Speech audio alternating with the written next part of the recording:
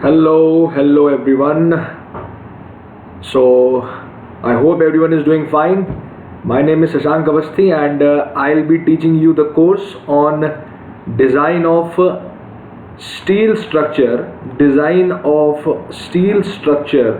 in this semester. इस semester में मैं आपको डिज़ाइन ऑफ स्टील स्ट्रक्चर नाम का एक कोर्स करवाऊंगा और ये जो कोर्स रहेगा दिस विल बी बाइलिंगुअल, यानी हम लोग इसको हिंदी और इंग्लिश दोनों में साथ में सीखेंगे।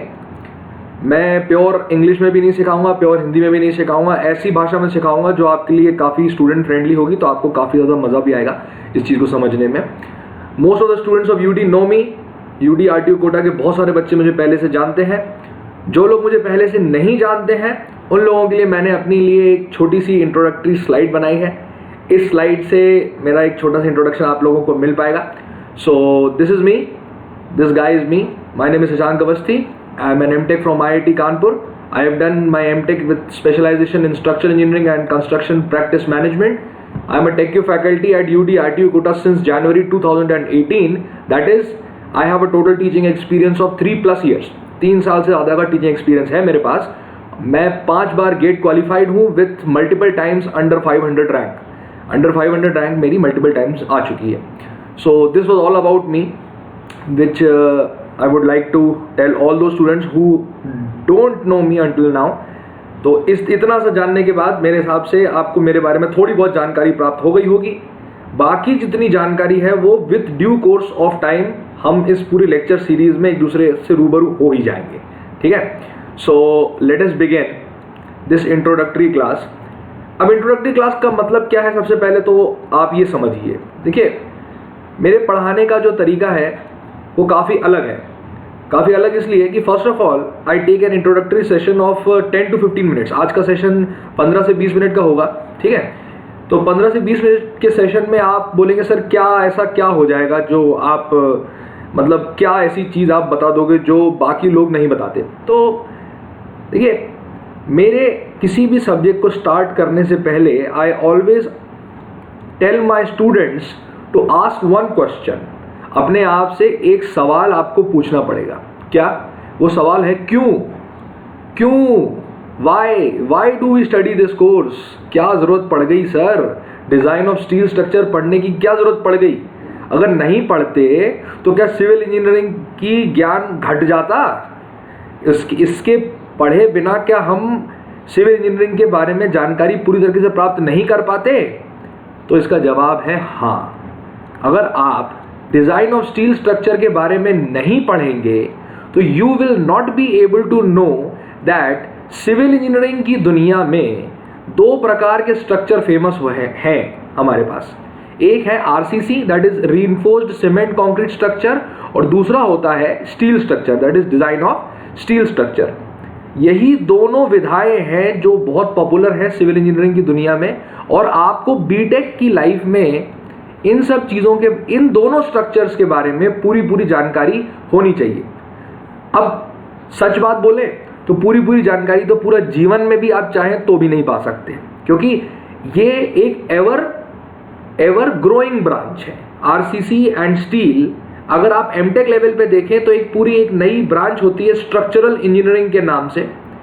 स्ट्रक्चरल इंजीनियरिंग की जो ब्रांच है उसमें आरसीसी और स्टील, इन दोनों का उपयोग और इनकी परस्पर समय के साथ नए रिसर्चेस होते चले जा रहे हैं। तो इसके बारे में पूर्णतः जानकारी बीटेक के एक सेमेस्टर में जान पाना असंभव है। तो हम क्या जानेंगे? हम जानेंगे कि हमारा जो सिलेबस है बीटेक का, यूडी का, उस सिलेबस के दायरे में रहते हुए हम कितनी सारी चीज़ों को पढ़ सकते हैं। उतनी सारी चीज़ें हम कवर करने की कोशिश करेंगे। कुछ बेसिक्स सीखने की कोशिश करेंगे कि स्टील जो स्ट्रक्चर्स होते हैं उनके क्या कंपोनेंट्स होते हैं, उनमें डिज़ाइन के क्राइटेरिया क्या होते हैं, इन सब चीज़ों के बारे में जानने की कोशिश करेंगे। और हम ये जानने से पहले घुमा के दोबारा उसी सवाल पे आएंगे कि क्यों पढ़ना है स्टील स्ट्रक्चर। इसलिए पढ़ना है स्टील स्ट्रक्चर कि इस पूरी गाथा को अगर हम समराइज करें तो सिविल इंजीनियरिंग के एक अभिन्न भाग है स्टील का उपयोग करके कंस्ट्रक्शन को करना, और उस अभिन्न भाग के बारे में पूर्णतः जानकारी प्राप्त करना, ये बीटेक की एक एम में से होता है। तो हम इसलिए डिजाइन ऑफ स्टील स्ट्रक्चर को पढ़ रहे हैं। ठीक है, अब एक और सवाल आता है कि स्टील पॉपुलर कैसे हुआ, स्टील पॉपुलर कैसे हुआ। तो इसकी एक छोटी सी कहानी है। कहानी कैसी कि पहले के जो स्ट्रक्चर बनते थे, जो उन एरियाज में बनते थे जहां पे डायनेमिक लोडिंग प्रीडोमिनेंट थी। डायनेमिक लोडिंग यानी ऐसी लोडिंग जो समय के साथ अपनी एम्पलीट्यूड और अपनी फ्रीक्वेंसी में वेरी करती है, उसे कहते हैं डायनेमिक लोडिंग। इतना ज़्यादा टेक्निकल में जाने की ज़रूरत बिल्कुल नहीं है आपको सिर्फ इतना समझना है कि डायनेमिक लोडिंग होती है अर्थक्वेक, विंड और इन सब चीज़ों से जो लोडिंग एक स्ट्रक्चर के ऊपर पड़ती है उसे कहते हैं डायनेमिक लोडिंग। तो वो सभी स्ट्रक्चर्स जो इन एरियाज में बनाए जा रहे थे और जिन स्ट्रक्चर्स का उपयोग करके इंडस्ट्रियल बिल्डिंग्स में जिनको बनाया जा रहा था, उन सभी स्ट्रक्चर्स में देखा गया कि डायनेमिक लोडिंग का एक बहुत डीप इम्पैक्ट है, काफ़ी डीप इम्पैक्ट देखा गया। तो इस डीप इम्पैक्ट को देखने के बाद लोगों ने सजेस्ट किया कि why not we try to find a new material which is ductile enough to take this dynamic load and does not fail abruptly. Abruptly वो फेल ना करे। abruptly का मतलब अचानक से। एक ऐसा मटेरियल जिस पे अगर डायनेमिक लोडिंग लगाई जा रही है तो वो मटेरियल थोड़ी समय दे लोगों को और अचानक से फेल ना करे, उस मटेरियल को ढूंढने की कोशिश की गई और उस कोशिश के फलस्वरूप हमें स्टील की प्राप्ति हुई। और इस स्टील को तभी से पॉपुलर बना दिया गया कि सिविल इंजीनियरिंग की दुनिया में स्टील स्ट्रक्चर का अस्तित्व उस दिन से शुरू हो गया। ठीक है, तो हमने अब अगर समराइज करें चीज़ों को दोबारा से, तो हमने इस पूरी स्लाइड में दो चीज़ों पे फोकस किया है। पहली बात तो जो मैंने आपको शुरुआत में बताई थी कि हालांकि क्यों, why do we study this course, तो वो मैंने इसलिए बताया कि आपके पास दो विधाएं होती हैं कंस्ट्रक्शन की, RCC construction and steel construction, उनके बारे में हमें पूरी जानकारी होनी चाहिए। और दूसरी बात हमने ये की इस स्लाइड में कि एक स्टील एज अ मटीरियल कैसे पॉपुलर हो पाया, उसके बारे में मैंने आपको बताया इस स्लाइड में। ठीक है, नाउ मूविंग फॉरवर्ड, अगली चीज क्या है? अगली चीज ये है कि what is the scope of this course. What is the scope of this course? इस कोर्स का स्कोप क्या है? What is the scope? अब आप आधे से ज्यादा लोगों को तो ये नहीं पता होगा कि स्कोप का मतलब क्या है। स्कोप का मतलब ये होता है कि हमें कहां तक इस कोर्स को पढ़ना है।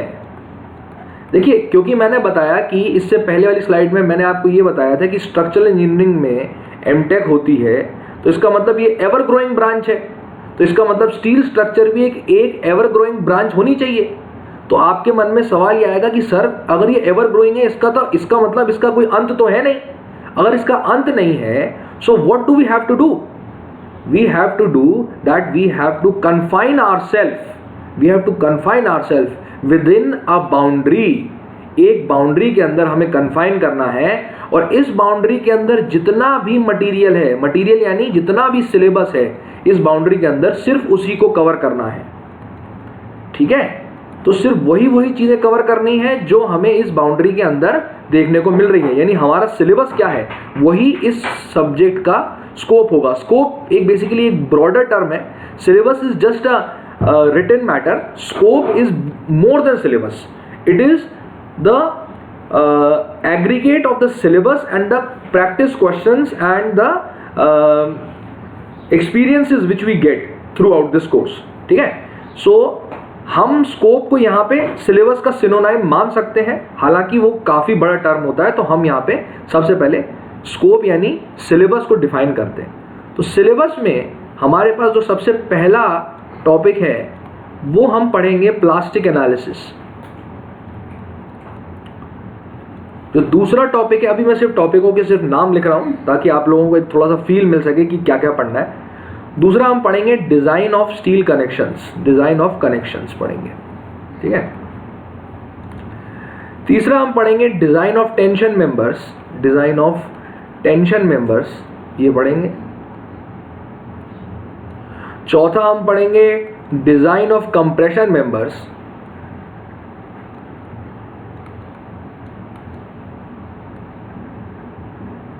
पांचवा हम पढ़ेंगे